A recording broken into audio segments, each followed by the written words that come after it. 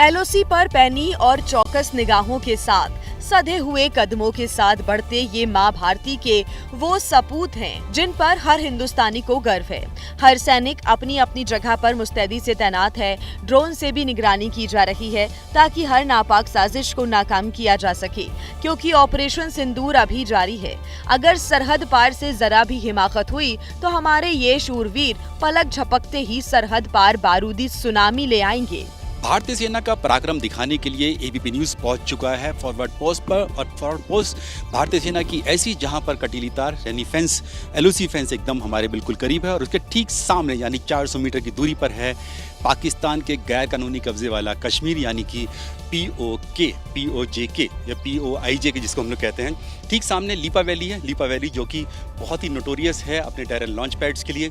आधा दर्जन से भी ज़्यादा टेरर लॉन्च पैड्स यहाँ पर हमेशा रहते हैं। पाकिस्तान की जो सेना के अंतर्गत जो चलती है, पाकिस्तानी खुफिया एजेंसी चलाती है।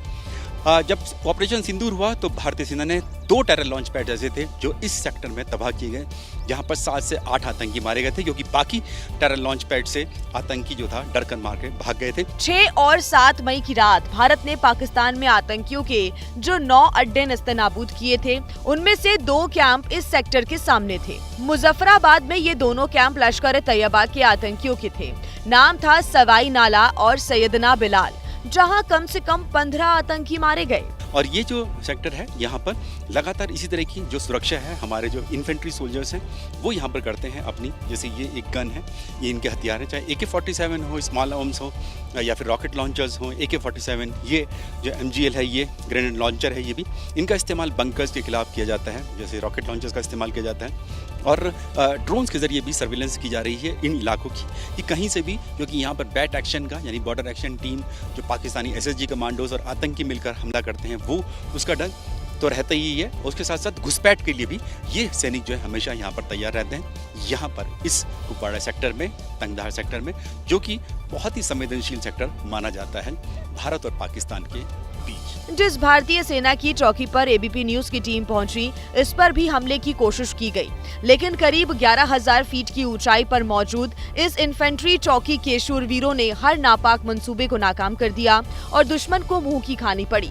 ऐसे ही गोले पाकिस्तान की गोलियों के जवाब में दागे गए। ऑपरेशन सिंदूर के दौरान जब भारतीय सेना ने जवाबी कार्रवाई की थी तो पाकिस्तान की तरफ से यहाँ पर भी हमला करने की कोशिश की गई।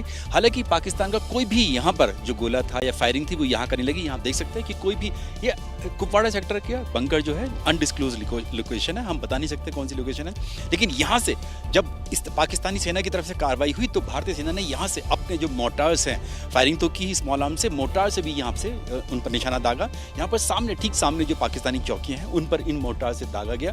जो अभी यहाँ पर जो सैनिक खड़े हुए हैं, यहाँ उस वक्त ये तैनात थे यहाँ पर। इस चौकी से पाकिस्तानी फौज की चौकी की दूरी महज 400 मीटर है, जिसके पास ही आतंकियों के ठिकाने थे जिन्हें तबाह कर दिया गया, और उन्हें कवर फायर देने वाली पाकिस्तानी फौज की चौकियां भी भीषण गोलाबारी में ध्वस्त कर दी गयी। इस वक्त हम भारतीय सेना के एक बंकर में है जो फॉरवर्ड पोस्ट पर है कुपवाड़ा सेक्टर में, और यहाँ इस बंकर में जो ठीक सामने, क्योंकि POK है, पाकिस्तान के गैर कानूनी कब्जे वाला कश्मीर है, तो यहाँ पर इस बंकर में जो 2 सैनिक हमेशा अपने हथियारों के साथ हमेशा तैयार रहते हैं, इसीलिए कि कहीं पाकिस्तान की तरफ से कोई हिमाकत ना हो जाए। क्योंकि ऑपरेशन सिंदूर में इसी पोस्ट से, इसी बंकर से भारतीय सेना ने जमकर जो है गोलाबारी की थी, पाकिस्तान की चौकियों पर की, उन्हें बर्बाद किया। पाकिस्तानी सेना को बहुत बड़ा नुकसान उठाना पड़ा। 64 सैनिक जो है पाकिस्तानी सेना के सिर्फ इस सेक्टर में, यानी कि जो कश्मीर से सटी हुई LOC है उसके ठीक सामने जो POK है, वहाँ पर जो पाकिस्तानी सेना की जो चौकियाँ हैं, वहाँ पर 64 सैनिक मारे गए। 100 के करीब 96 तो गिनती हो चुकी है, 96 सैनिक घायल हुए थे पाकिस्तानी सेना के। यहाँ तक कि जो उनके ब्रिगेड हेडक्वार्टर पर भी यहाँ से हमला किया। हमारी सेना ने इस पोस्ट से पाकिस्तानी सेना के ब्रिगेड हेडक्वार्टर पर इतनी भीषण गोलाबारी की, पाकिस्तानी सेना के ब्रिगेडियर वहां से भाग खड़ा हुआ, एक मस्जिद में छिपकर अपनी जान बचाई, जिसका रेडियो मैसेज भारतीय सेना ने इंटरसेप्ट किया।